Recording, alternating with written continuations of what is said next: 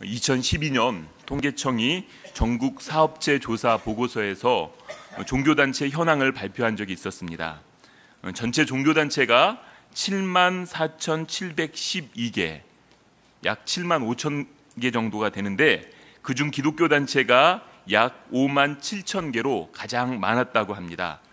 전체 종교단체의 76%가 교회, 기도원, 선교원과 같은 기독교 단체라고 합니다. 그리고 두 번째 많은 불교 같은 경우는요, 전체의 18%밖에 되지 않았다고 합니다.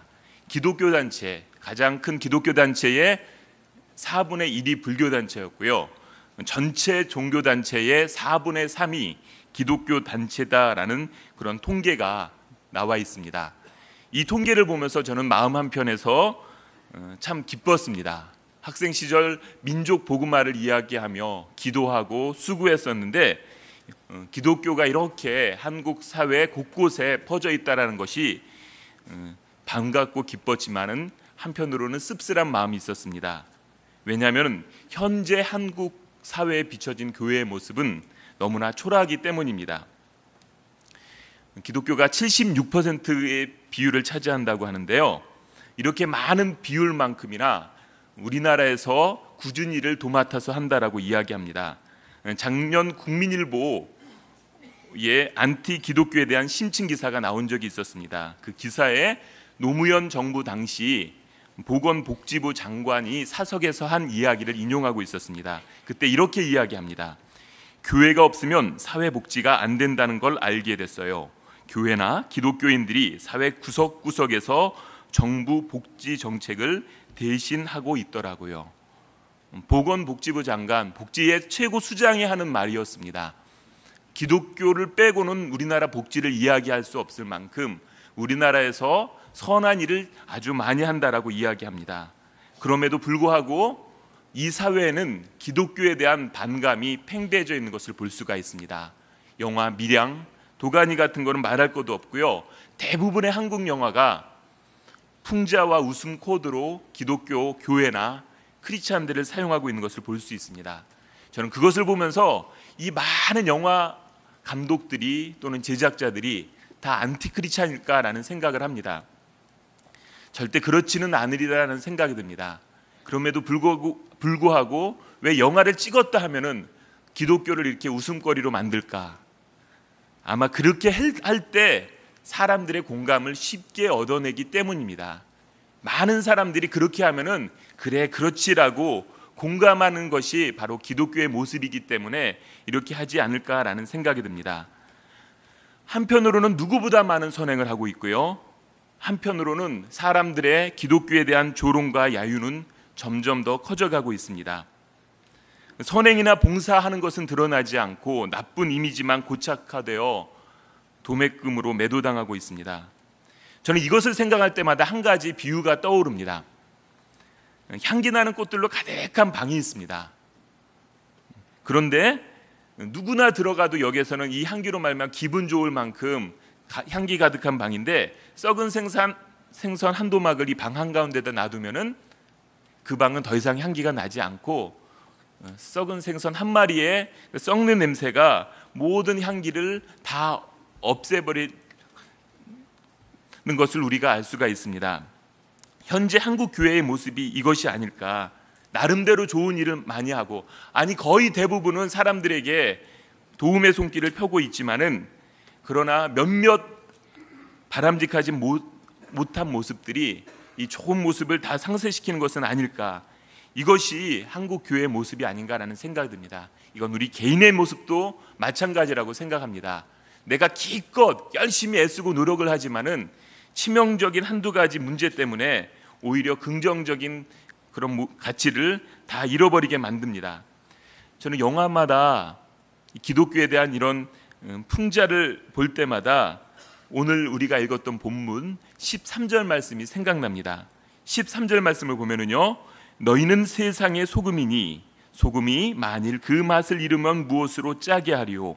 후에는 아무 쓸데없어 다만 밖에 버려져 사람에게 밟힐 뿐이니라. 맛을 잃어버렸기 때문에 밖에 버려져 밟히고 있는 모습, 이것이 어떤 기독교가 기독교인다운 모습을 잃어버렸기 때문에 사람들의 조롱의 대상이 되고 밟히고 있는 것은 아닐까, 이런 생각이 듭니다. 우리가 그렇다면 어떻게 우리가 이것을 넘어설 수 있을까? 오늘 본문 말씀을 통해서 생각해 보았으면 좋겠습니다. 오늘 본문 말씀, 세상의 소금, 세상의 빛이라는 이 말씀을 통해 우리가 배워야 될 세 가지가 있는데, 첫 번째 사실은 소금과 빛은 행위의 문제가 아니라 존재의 문제다라는 것입니다. 13절 말씀을 먼저 보면은요, 너희는 세상의 소금이니, 14절 다시 봅니다. 너희는 세상의 빛이라. 너희는 세상의 소금이 되라. 너희는 세상의 빛이 되라. 명령형이 아닙니다. 너희는 세상의 소금이다. 너희는 세상의 빛이다라는 서술형임을 볼 수가 있습니다. 우리가 세상의 소금과 빛이 되기 위해서 어떤 것을 행하라라는 의미가 아닙니다. 우리 존재 자체가, 우리 정체성이 변했기 때문에 우리가 바른 정체성만 가지면은 세상의 소금이고 빛이다라는 이야기입니다. 우리의 생각, 우리의 가치관, 우리의 사고방식이 바뀌었기 때문에 사람들과는 다르다라는 것입니다. 세상에 살지만은 세상과는 다른 모습으로 나타날 수밖에 없다라는 것입니다. 오늘 본문은 예수님의 가르침 중 그 유명한 산상수훈 안에 있는 말씀입니다.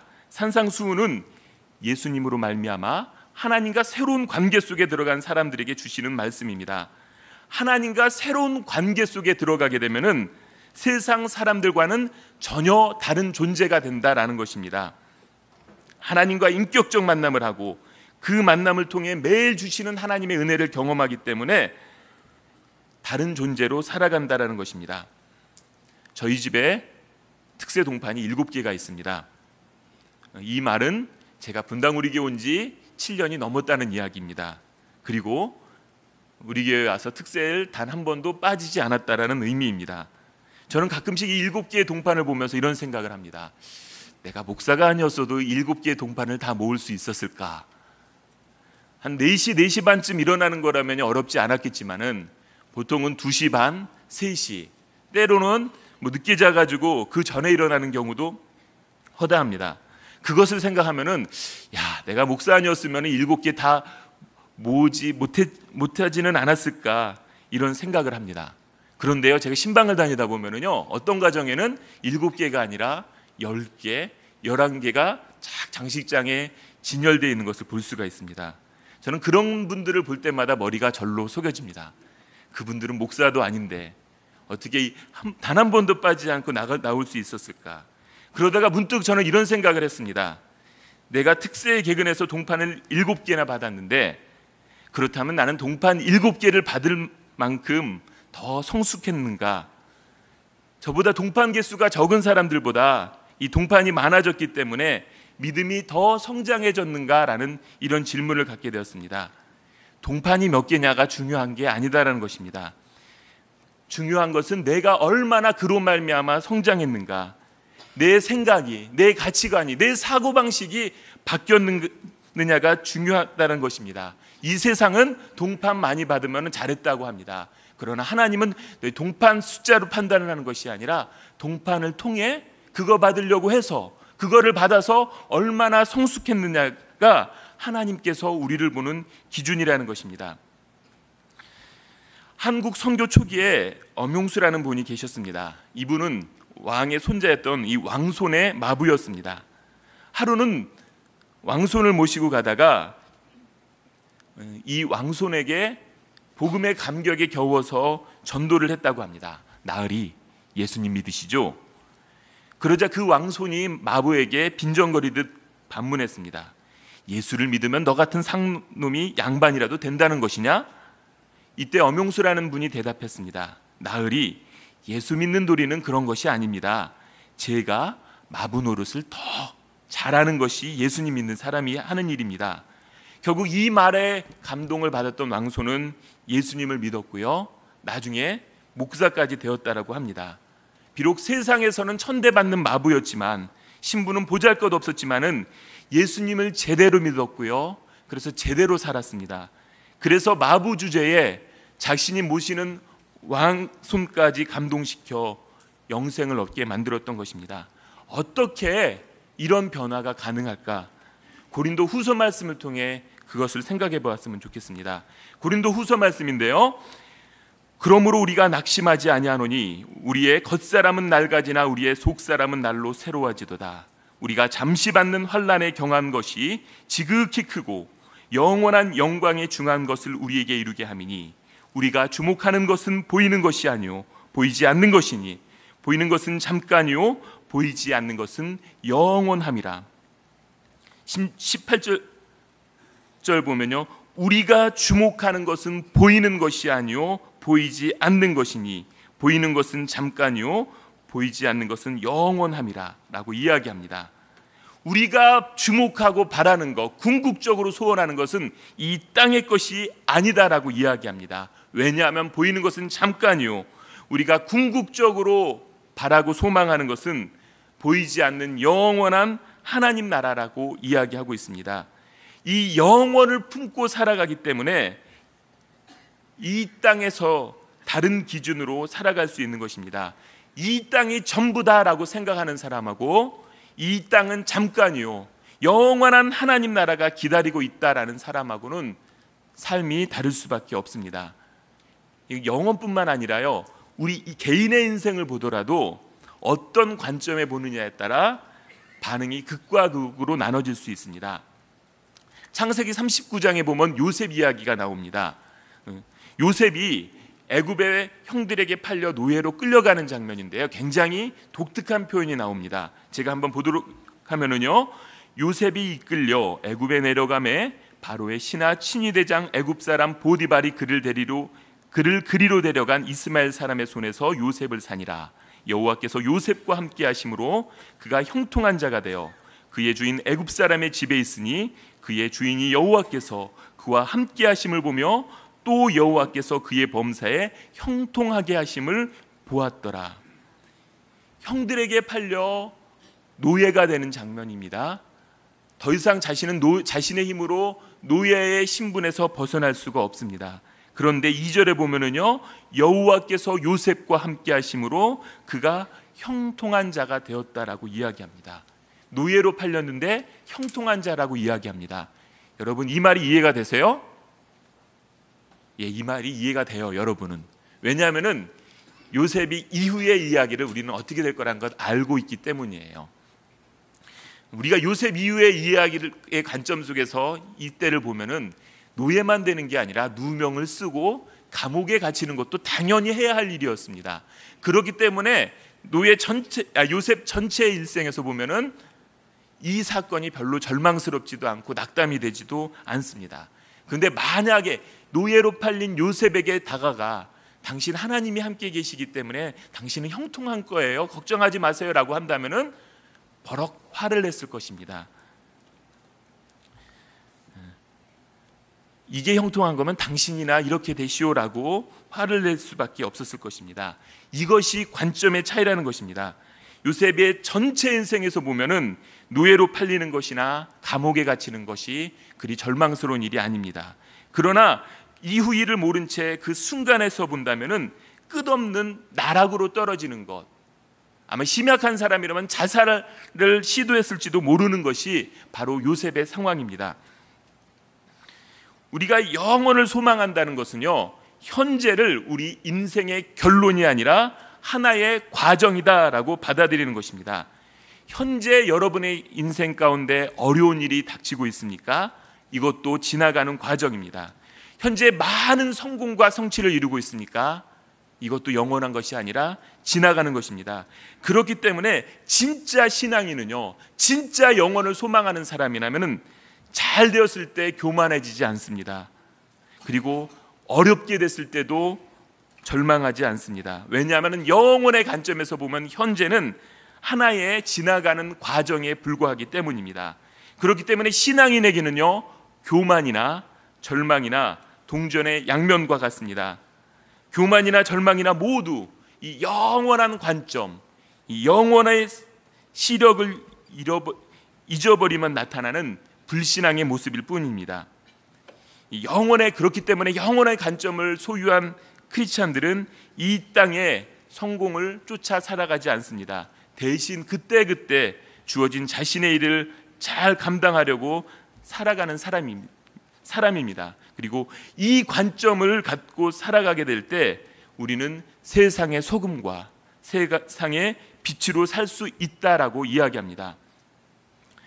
세상의 소금, 세상의 빛이라는 가르침을 통해 배워야 될 두 번째는 바로 소금은 주변을 풍요롭게 하는 사람이다라는 것입니다. 13절 말씀을 우리 같이 다시 한번 읽어보도록 하겠습니다. 시작.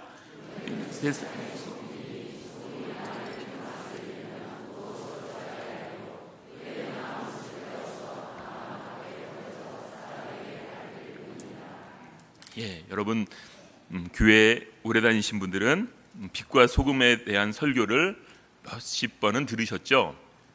보통 이렇게 들을 때 어떻게 이 소금을 이야기하냐면은 소금은 어떤 음식물에 들어가서 그 음식을 썩지 않게 하는 기능을 한다라고 이렇게 이야기하는 것을 많이 들으셨을 것입니다. 그런데 오늘 본문 말씀을 자세하게 살펴보게 되면은 이렇게 썩지 않는 기능, 부패 방지 기능에 대해 이야기하는 것 같지는 않습니다. 본문을 보게 되면요, 짠 맛에 대해서 이야기하고 있는 것을 볼 수 있습니다. 여러분 짠 것을 좋아하시나요? 요즘은 건강 때문에 짜게 먹지 않으려는 경향이 많습니다. 그러나 어떤 분들은 싱거우면 맛이 없다고 항상 짜게 드시는 분들이 있습니다. 그런데 짠 거 좋아하기 때문에 소금만 이렇게 드시는 분들 본 적 있나요? 저는 그런 분들 본 적이 없습니다. 아무리 짠 것을 좋아해도 소금만 먹는 사람은 없습니다. 왜냐하면 소금 자체가 맛있는 것이 아니기 때문입니다. 우리가 음식물에 소금을 넣어 먹는 것은 소금 자체의 맛을 느끼기 위한 것이 아니라 원래 음식 고유의 맛을 소금을 통해서 느끼기 때문입니다. 음식물에 소금을 넣지 않으면요, 음식물 자체가 맛이 없는 거고요, 소금을 넣을 때 그 음식의 맛이 나는 것입니다. 짜야지 맛있다라는 분들은 소금이 많이 들어가야지 그 음식 맛에 느낄 수 있다라는 의미지 소금 자체가 좋다라는 의미는 아닌 것입니다. 그렇기 때문에 소금이 가지고 있는 기능이라고 한다면요, 그 자체를 드러내는 기능이 아니라 음식에 들어가서 음식을 풍요롭게 하듯이 크리스찬이 세상의 소금이다라는 의미는 무엇이냐면은 본인이 세상 속에서 이렇게 부각되고 드러나는 존재가 아니라 그 사람을 통하여서 주변 사람을 드러나게 풍요롭게 해주는 사람이다라는 의미입니다. 일반적으로 우리가 신앙생활을 시작할 때는 내가 뭔가 부족할 때 시작을 합니다. 그런데 하나님을 만나고 나면 나의 부족함만 채워주는 것이 아니라 이제는 나로 말미암아 주변 사람들의 결핍을 채워주는 데까지 나가는 것을 볼 수가 있습니다. 이런 역할을 하는 것, 세상의 소금의 역할을 그 자체로 하는 분들이 있습니다. 여기에 한 절반 정도가 그 역할을 하시는데요, 가정주부들이 그렇습니다. 가정주부들은요, 철저하게 본인이 아니라 가족의 스케줄에 맞춰서 생활을 하고 있습니다. 자신을 위해서가 아니라 가족을 위해서 수고를 많이 하는데요, 주부의 역할을 잘한다, 이것은 주부 자신이 드러나는 사람이 아닙니다. 요리책을 내거나 아니면은 육아서적 내는 사람이 주부 역할 잘하는 사람이 아니라 남편이, 자녀들이 자신의 삶의 자리에서 자신의 역할을 잘 감당할 수 있도록 돕는 사람이 주부의 역할을 잘하는 사람입니다. 한 가정에서요, 남자가 회사 일로 한 달 정도 장기 출장하라고 비우잖아요. 약간의 아쉬움은 있겠지만 크게 불편함이 없습니다. 자녀들 한 6개월쯤 해외에 보내서 공부를 시켜도요, 나머지 가족들 전혀 어려움이 없습니다. 그런데 한 달만 그 가정의 가정주부들 어디 여행 가고 나면은요, 나머지 가족들 피폐해집니다. 왜냐하면은 주부들의 역할이 나머지 가족들이 잘 생활할 수 있도록 도와주는 역할, 이것이기 때문입니다. 그렇기 때문에 주부들은 그 자체로 그 가정의 소금의 역할이다라는 것이고요, 이 역할을 모든 크리스찬들이 사회에 나가서 하라는 것입니다. 그리고 저는 주부와 가장 비슷한 역할을 해야 하는 사람이 목사가 아닌가라는 생각이 듭니다. 목사가 목회를 잘한다는 것은 자신이 드러나는 사람이 아니라 자신이 섬기는 성도들이 잘 생활할 수 있도록 도와주는 사람이 목사의 역할을 잘하는 사람이다라고 생각합니다. 사도 바울, 어떻게 말하면 최초의 목회자 중 한 사람이라고 할 수 있는데요, 데살로니가 보면 이렇게 고백을 합니다. 우리의 소망이나 기쁨이나 자랑의 면류관이 무엇이냐? 그가 강림하실 때 우리 주 예수 앞에 너희가 아니냐? 너희는 우리의 영광이요 기쁨이니라. 사도 바울이 자신의 영광이요 기쁨이다라고 고백을 한 것은 자신이 이름이 드러나서 책을 많이 써서 자신이 세운 교회가 대형 교회가 되어서가 되는데 있지 않았습니다. 바울은 데살로니가 성도 자체가 자신의 영광이 되고 기쁨이 된다라고 이야기하고 있습니다. 어떤 데살로니가 교인들의 모습이었냐면은 앞부분에 이렇게 나옵니다. 또 너희는 많은 환난 가운데서 성령의 기쁨으로 말씀을 받아 우리와 주를 본받는 자가 되었으니 그러므로 너희가 마게도냐와 아가야에 있는 모든 믿는 자의 본이 되었느니라. 주의 말씀이 너희에게로부터 마게도냐와 아가야에 들릴 뿐 아니라 하나님을 향하는 너희의 믿음의 소문이 각처에 퍼졌으므로 우리는 아무 말도 할 것이 없노라. 하나님의 말씀을 성도들이 기쁨으로 받아들이고 모든 믿는 자의 모범이 되도록 믿음이 성장하고 그 믿음이 주변에 영향력을 미치는 것, 이것을 보면서 사도 바울은 자신의 기쁨이고 그 자체가 영광이다라고 이야기합니다. 그렇기 때문에 목회자는 자신을 드러내는 사람이 되어서는 안 됩니다. 그리고 자신이 섬기는 성도들이 얼마나 잘 믿음 안에서 성장하고 있는가, 하나님의 은혜 안에서 자라고 있는가, 이것이 그 목회자를 평가하는 기준이 되어야 합니다. 제가 신학을 한다고 했을 때 주변에서 저보고 큰 목사님 되십시오라는 이야기를 많이 해주셨습니다. 제가 잘 되기를 바라는 마음에서 해주는 축복의 말이었지만은 별로 성경적인 이야기는 아닙니다. 저는 그런 이야기를 들을 때마다 속으로 생각했습니다. 내 키가 180이 넘는데 이 정도면 큰 목사 될 거야. 이런 것을 속으로 생각했는데요, 우리 교회에 한 30여 명의 목사님이 계십니다. 제가 두 번째로 큰 목사입니다. 이찬수 목사님은 아주 작은 목사님이시고요, 저는 이찬수 목사님보다 큰 목사님입니다. 저는 최근에 저 스스로 다짐하는 말이 있습니다. 하나님께서 나를 목사로 부르신 것은 성공하라고 부른 것이 아니라 순종하라고 부른 것이다. 나는 성공을 위해서 사는 사람이 아니라 하나님께 충성하기 위해 사는 사람이다. 제가 세속적 성공을 위해 사는 순간 저는 목회자로서는 실패한 것입니다. 신앙인으로서는 실패한 것입니다. 제 목회의 성공은 세속적인 성취에 있는 것이 아니라 하나님께서 부르신 곳에 순종하고 충성하는 것입니다. 그리고 그 순종과 충성을 통해 섬기는 성도들이 하나님을 만나고 그 안에서 바르게 살아가는 것, 그것이 제가 목회자로서 성공하는 것이다라고 생각을 합니다. 그런데 이것은 목사에게만 해당하는 말이 아닙니다. 모든 그리스도인들에게 동일한 삶을 살라고 이야기합니다. 하나님께서 우리를 자녀로 부르신 것은 이 땅에서 세속적 성공을 하라고 부르신 것이 아닙니다. 이 땅에서 하나님이 원하시는 것을 원하고 하나님이 기뻐하시는 것을 기뻐하면서 순종하는 사람이 되라고 부르신 것입니다. 먼저 하나님의 부유함을 경험하고 그 부유함으로 말미암아 자신이 아니라 다른 사람을 부유하게 하는 것, 이것이 그리스도인의 성공인 것입니다. 왜냐하면 이 땅의 것은 잠깐이요, 우리에게 주는 궁극적인 것은 보이지 않는 것, 영원한 것에 있기 때문입니다. 경북 김천에서 설렁탕 집을 운영하시는 분의 이야기입니다. 이분은 설렁탕 한 그릇을 끓여도 예수님을 대접하는 마음으로 하고 싶어서 항상 최고의 재료만 사용했다고 합니다. 뼈, 고기 제일 비싼 거로 샀고요, 김치를 담글 때도 무, 배추, 고춧가루, 마늘, 생강, 양념 항상 제일 좋은 거로 사서 사용했다고 합니다. 그런데 어느 날 뼈를 끓이고 있는데 뽀얀 국물이 우러나야 되는데 누런 국물이 나왔다고 합니다. 24시간을 끓여야 설렁탕 국물이 되는데 야단났다 싶어 거래처에 급히 전화를 했습니다. 그러자 거래처에서는 다른 곳으로 가야 되는데 뼈가 잘못 간 것 같습니다라고 사과를 했다고 합니다. 그런데 뼈를 그때 다시 보내준다고 해서 회복되는 것이 아니었기 때문에 뼈 장수가 이렇게 이야기했다고 합니다. 사장님, 오늘만 커피 프림을 타서 파시죠.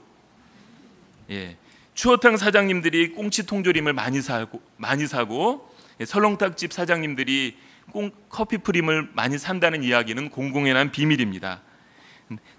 그런데 이 집사님은 커피 프림을 타지 않았다고 합니다. 그리고 가게 앞 그날은 장사를 하지 않기로 하고 문을 걸어 잠그고 가게 앞에 이런 글을 붙였다고 합니다. 오늘은 설렁탕 재료가 좋지 않아 장사를 하지 못합니다. 예. 그날 이후 그 설렁탕 집은 소문을 들은 사람들로 문전성시를 이뤘다고 합니다. 왜냐하면 얼마나 좋은 재료를 쓰면은 이런 문구를 걸릴까 하고, 그래서 너무 장사가 잘 돼서 분점까지 냈다라고 합니다. 물론 이분은 장사 잘 되고 싶어서 이런 것이 아니라 그냥 예수님 대접하는 마음으로 다른 사람에게 기쁨을 주기 위해서 이것을 실천했는데, 골로새서 3장 23절 말씀, 이것을 실천한 것이 아닌가 생각이 듭니다. 무슨 일을 하든지 마음을 다하여 죽게 하듯 하고 사람에게 하듯 하지 말라. 자신의 유익을 위해서가 아니라 다른 사람의 유익을 위해서 사는 것, 이것이 바로 세상의 소금으로서 살아가는 삶의 방식이 아닌가. 제가 설렁탕 이야기는 하고 싶지 않았습니다. 왜냐하면 이렇게 돼서 장사가 잘 안 될 수도 있거든요. 그리고 그냥 하루에 매상 손해 보더라도 사람들이 보면은 무모한 일이지만은 하나님은 그냥 기뻐하십니다. 잘 되냐 못 되냐가 중요한 게 아니라 내게 주어진 것을 하나님의 말씀에 따라 실천한 것, 이것이 소금이다라고 이야기합니다. 우리가 세상의 소금, 세상의 빛으로 살아가는 가르침을 통해 배워야 될 세 번째는 바로 빛은 주변을 드러나게 하는 사람이다라는 것입니다. 14절에서 16절 말씀을 다시 한번 보면은요, 너희는 세상의 빛이라. 산 위에 있는 동네가 숨겨지지 못할 것이요 사람이 등불을 켜서 말 아래에 두지 아니하고 등경 위에 드나니 이러므로 집안 모든 사람에게 비치느니라. 이같이 너희 빛이 사람 앞에 비치게 하여 그들로 너희 착한 행실을 보고 하늘에 계신 너희 아버지께 영광을 돌리게 하라.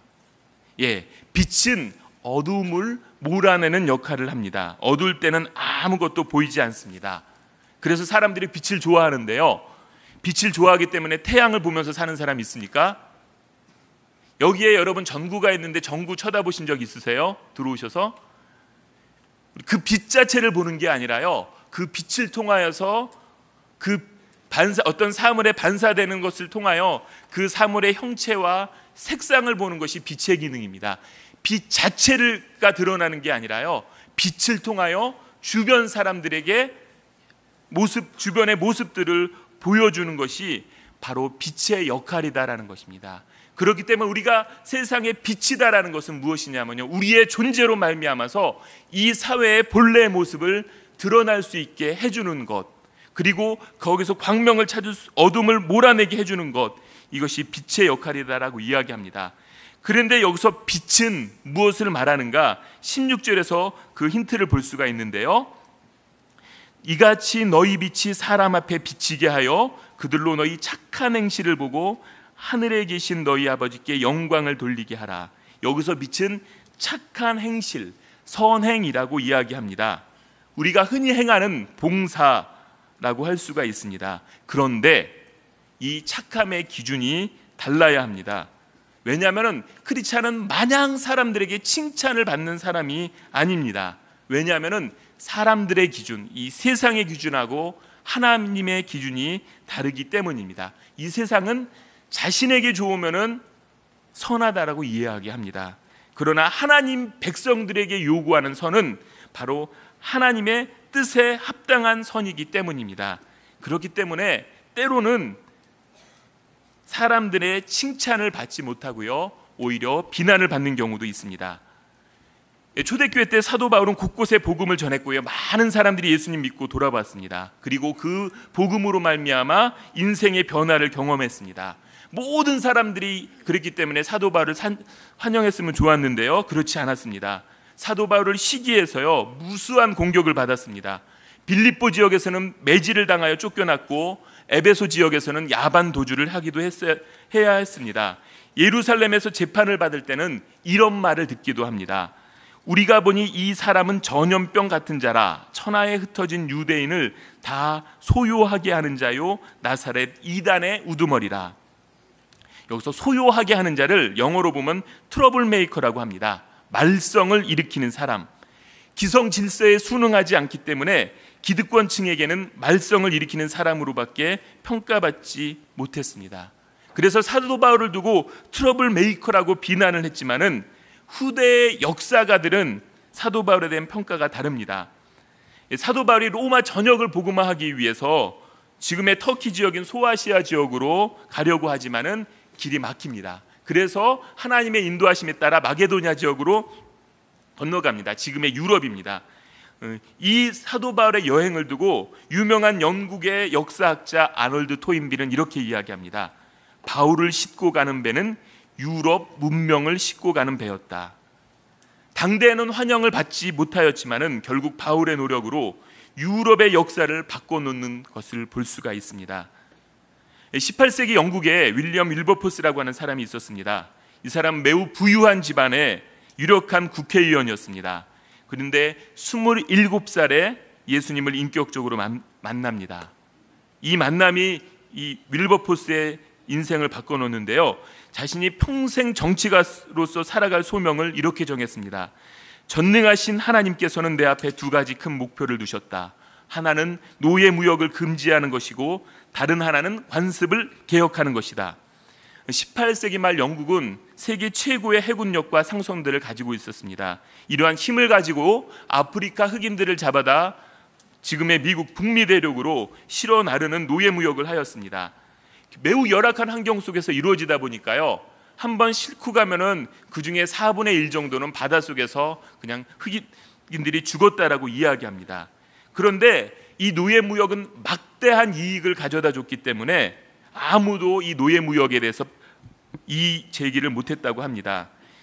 노예 무역으로 벌어들인 돈이 당시 영국 국가 수입의 3분의 1을 차지했기 때문이었습니다. 우리나라 같은 경우도 삼성전자가 우리나라에 많은 매출을 올린다라고 이야기합니다. 그런데 삼성전자의 매출액이 우리나라 GDP의 16%라고 합니다. 그러니까 우리나라로 치면은 삼성전자 같은 회사 두 개를 합한 것보다 많은 돈을 이 노예무역으로 영국에 벌어들였던 것입니다. 당시 영국의 제일 웅변가라고 하는 윌버포스는 150번이나 되는 국회 논쟁을 통해서 노예무역 폐지를 주장했습니다. 이 사람도 환영을 받지 못했습니다. 당시 기득권층은 윌버포스의 주장을 매국이다라고 하면서 몰아붙이며 반대했습니다. 그래서 2번에 걸친 암살 위협을 받았었고요, 수많은 중상모략과 비방에 시달리면서도 끝까지 자신의 소신을 굽히지 않고 이 노예무역 폐지를 주장했었습니다. 당시 많은 사람들은요, 윌버포스가 노예무역 폐지를 주장하지 않았다면은 영국의 수상이 되었을 것이다라고 이야기합니다.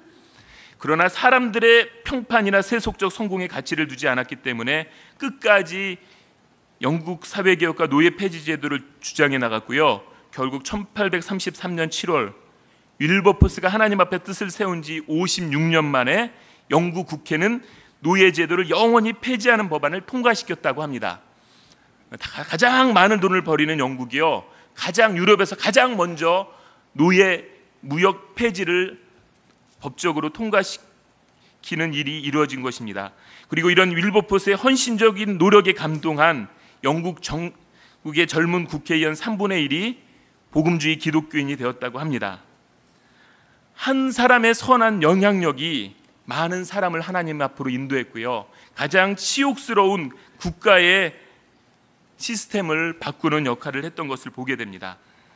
16절 말씀을 한번 보면은요, 이같이 너희 빛이 사람 앞에 비치게 하여 그들로 너희 착한 행실을 보고 하늘에 계신 너희 아버지께 영광을 돌리게 하라. 성도가 착한 일을 하면은요, 누가 칭찬을 받아요? 누가 영광을 받냐면은 그 성도가 칭찬을 받는 게 아니라 하나님 아버지께 영광을 돌리게 된다라고 이야기합니다. 그렇기 때문에 우리가 이 세상의 빛으로 산다는 것은요, 사람들의 마음에 들게 살아가는 것이 아니라 하나님의 뜻, 하나님의 뜻을 실천하는 것으로 살아가는 것이 바로 세상의 빛으로 살아가는 것이다라고 이야기합니다. 그렇기 때문에 하나님의 선하시고 기뻐하시고 온전하신 뜻이 무엇인지 날마다 분별하며 실천하는 것, 이것이 우리에게 주어지는 하나님의 뜻이다라고 이야기합니다. 어떤 사람들은요, 한국 교회가 성도들이 주는 것을 보면서 위기다라고 이야기합니다. 젊은 사람들이 교회를 떠나고 있기 때문에 위기라고 이야기합니다. 그런데 진짜 위기는 숫자가 줄어드는 것이 아니라 영향력을 잃어버리는 것입니다. 이 사회가 기독교인을 욕하는 것은요, 숫자가 적기 때문이 아니라 맛을 잃어버렸기 때문입니다. 지금부터 115년 전 우리나라 선교 초기인데요, 1899년에 조선 인구가 1200만 명이었다고 이야기합니다. 그때 기독교인 인구는 10,000명이 채 되지 않았습니다. 제 퍼센트로 계산했는데요, 0.00001%도 안 되는 비율이었습니다. 그런데 그때 대한 그리스도인 회보라는 그런 잡지에 실린 기사를 제가 읽어드리겠습니다. 이번에 새로 난 북도 군수 중에 어떤 유세력한 양반 한 분이 말하되 예수교 있는 고을에 갈 수 없으니 영남 고을로 옮겨 달란다니 어찌하여 예수교 있는 고을에 갈 수 없나뇨. 우리 교는 하나님을 공경하고 사람을 사랑하는도라. 교를 참 믿는 사람은 어찌 추호나 그런 일을 행하며 관장의 영을 거역하리요. 그러나 관장이 만약 무단히 백성의 재물을 뺐을 지경이면 그것은 용히 빼앗기지 아니할 터이니 그 양반에 갈 수 없다는 말이 이 까닭인 듯. 탐강어리가 부정축제를 하려고 하는데 크리스찬들이 있는 마을에서는 워낙 저항이 심하고 반대하기 때문에 그것을 할 수가 없어서 크리스찬이 없는 마을로 가고 싶다라는 것을 보도하는 내용이었습니다. 이 땅의 선배들은요, 사회적으로 그렇게 성공한 사람이 있었던 것이 아닙니다. 배움이 많았던 것도 아니고요, 글을 잘 읽어서 성경을 줄줄줄 읽었었던 분도 많지 않았습니다.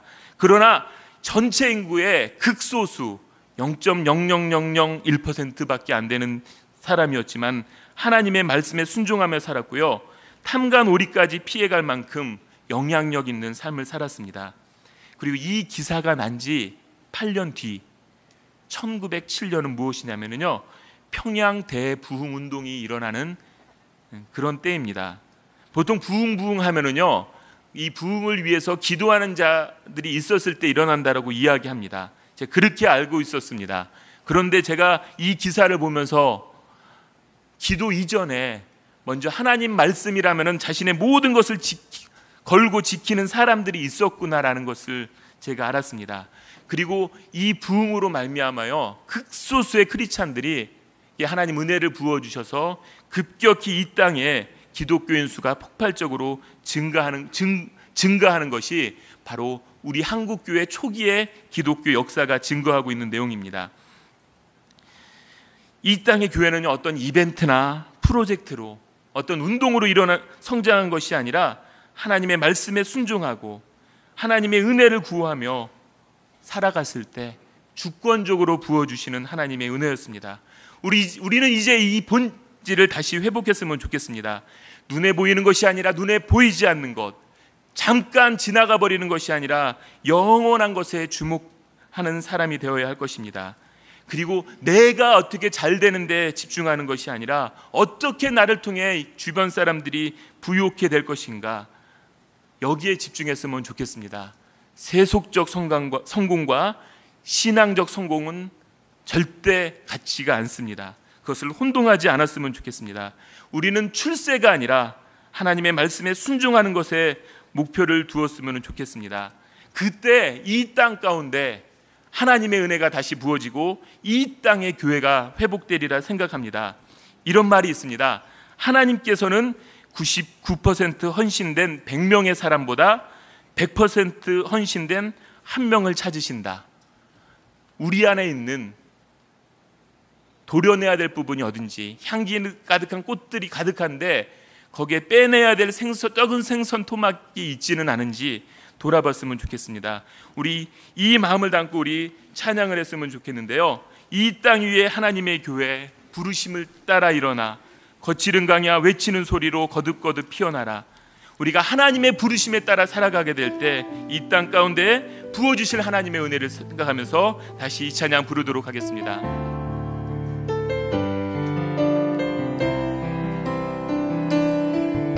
이 땅 위에 하나님의 교회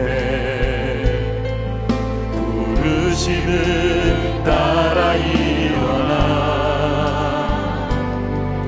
거칠은 방향 외치는 소리로 거듭 피어나라. 성령이여 이 세대를 향해 주의 진리를 선포케 하소서. 십자가에서 죽으신 그 사랑 우리 사랑 되게 하소서. 닫힌 문들아 열릴지어다. 닫힌 문들아 열릴지어다. 모든 세대여 일어나라. 모든 세대여 일어나라. 주 예수께 무릎 꿇고 경배드리세.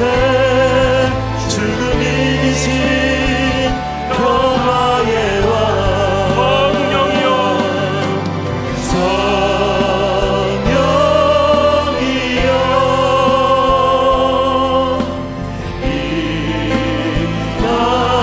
임하소서. 초대교회의 역사 같은 권능으로 초대교회 역사 같은 권능으로 모든 교회 일으켜 주소서. 일어나라 빛발하라.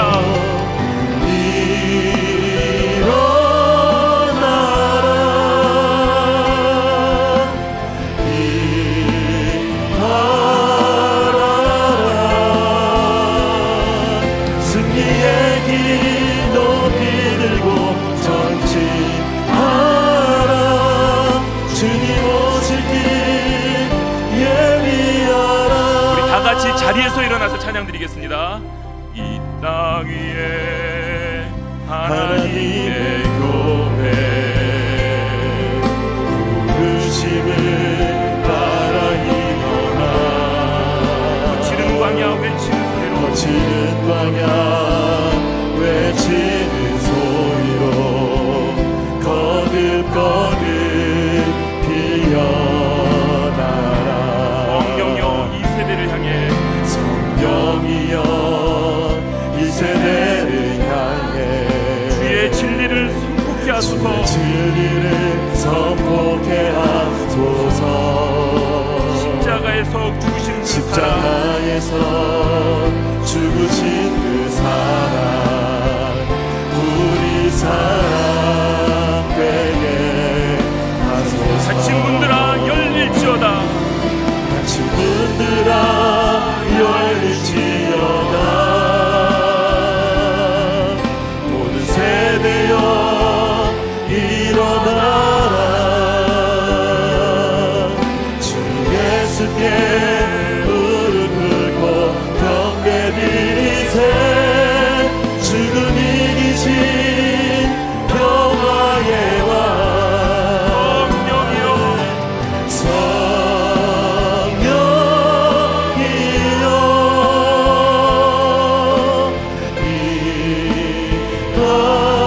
임하소서. 초대교회 역사 같은 권능으로 모든 교회 일으켜 주소서. 일어나라 빛발하라. 일어나라.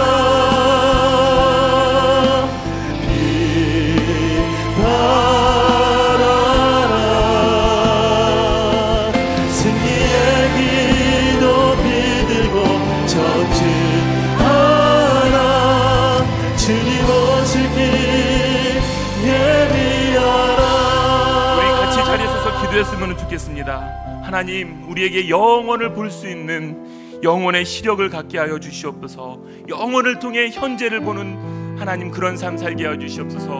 그래서 현재의 성공에 도취되지 않고 교만하지 않고 현재의 어려움에 낭망하지 않고 우리에게 준 삶의 자리에서 우리의 역할을 잘 감당하며 하나님 이 세상의 빛으로 이 세상의 소금으로 살게 하여 주시옵소서. 우리 가운데 부어주신 능력과 하나님의 가능성들을 잘 드러내며 살게 하여 주시옵소서. 우리 다 같이 기도하도록 하겠습니다. 기도하겠습니다. 사랑과 은혜가 많으시는 아버지 하나님, 우리 가운데 이루시는 하나님의 일들을 인하여 감사를 드립니다. 하나님 눈에 보이는 것, 잠깐 지나가는 것들을 아버지 우리 시선을 보지 않도록 도와주시고 우리에게 약속하신 영혼을 보는 눈을 갖게 하여 주시옵소서. 하나님 영혼을 통하여서 오늘을 보게 하시고 영혼을 통하여서 현재를 볼 수 있게 하여 주시옵소서. 그래서 현재의 작은 성공이 그만하지 않게 하여 주시고 현재의 작은 성공에 도취되지 않게 하여 주시고 현재 어림에 낙담하지 않도록 도와주시옵소서. 매일매일 주어주시는 은혜 가운데 하나님과 교제하며 하나님의 선하시고 온전하신 뜻이 무엇인지 분별하며 살아가게 하여 주시옵소서. 그때 하면 우리 존재 자체가 이 사회에 빛이 되게 하여 주시고 이 사회의 소금이 되게 하여 주시옵소서. 이 땅의 교회가 이 사회부터 지옥을 당하는 아마 그 시대 가운데 있습니다. 다시 우리 가운데 잃어버린 아마 소금의 맛을 회복케 하여 주시옵소서. 우리가 아버지를 다시금 빛으로서 우리 역할을 감당케 하여 주시옵소서.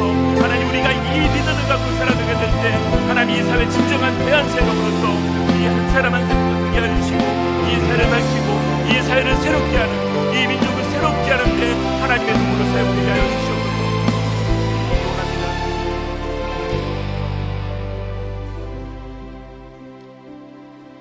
사랑과 은혜가 많으신 아버지 하나님,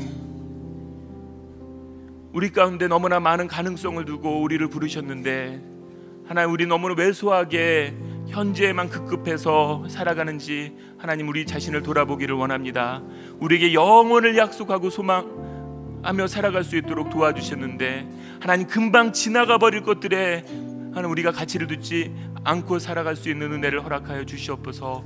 영혼을 소망하면서 오늘을 보게 하여 주시고 영혼 때문에 현재의 작은 성공에 도취되지도 않고 교만하지도 않게 하시고 현주의 어려움 가운데 낭망하지 않게 하여 주시고 기쁨으로 하나님과 동행하며 살아가는 저희 될 수 있도록 도와주시옵소서. 그래서 이 우리의 처해진 곳에서 소금으로 빛으로 살아가는 저희 될 수 있도록 하나님 축복하여 주시옵소서.